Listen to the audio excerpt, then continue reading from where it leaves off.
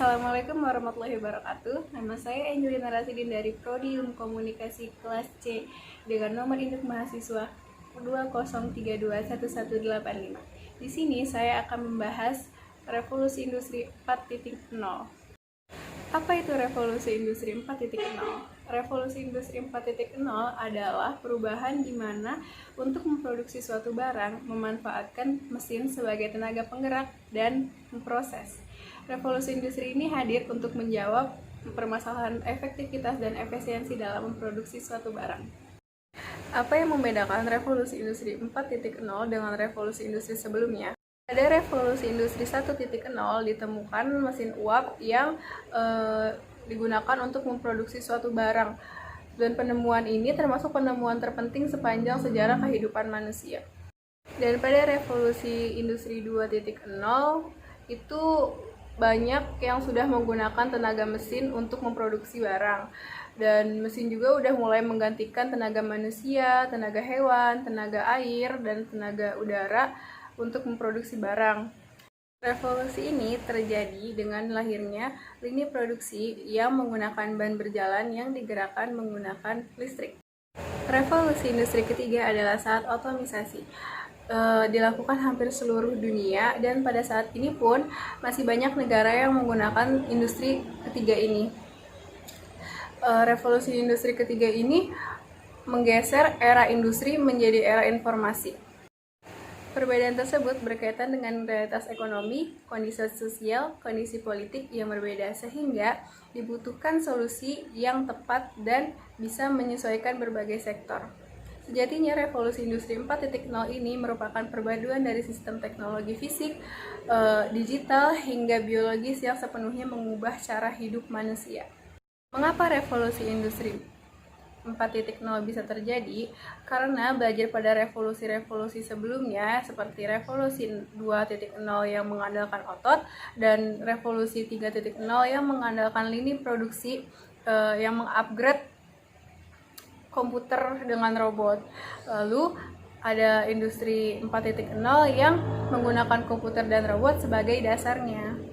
Contoh adanya revolusi industri 4.0 ini adalah kemajuan internet, itu sistem-sistem online lainnya seperti ojek online atau kita bisa melihat maps di HP, di smartphone, itu kan menggunakan internet, itu kan mempermudah kehidupan manusia.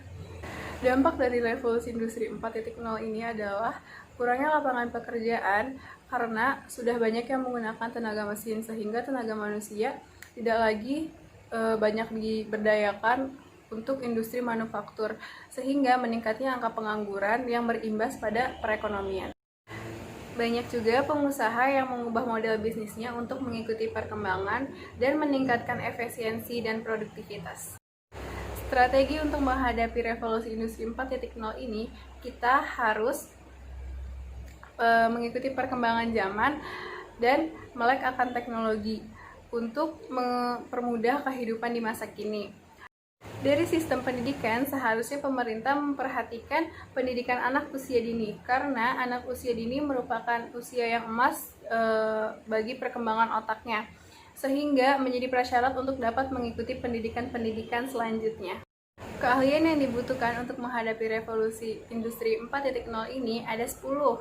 Satu, itu complex problem solving, yaitu cara penyelesaian masalah, dimulai dari menentukan elemen utama masalah, cara untuk menyelesaikan masalah, aksi atau tindakan yang dilakukan untuk penyelesaian masalah, dan mencari pelajaran dalam masalah tersebut.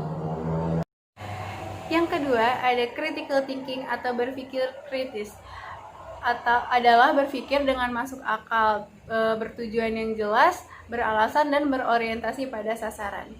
Yang ketiga, ada creativity atau kreativitas. Itu adalah kemampuan untuk terus berinovasi, menemukan sesuatu yang unik dan bermanfaat bagi masyarakat dan lingkungan. Yang keempat adalah people management.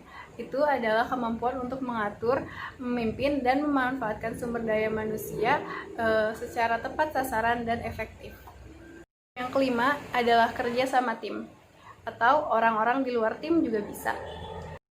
Yang keenam ada kecerdasan emosional.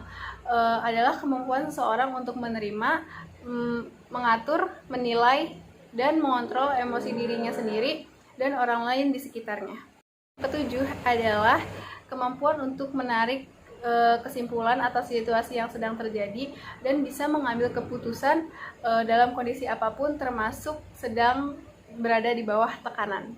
8 adalah service orientation, di mana kita berkeinginan untuk membantu dan melayani orang lain sebaik mungkin untuk memenuhi kebutuhan mereka.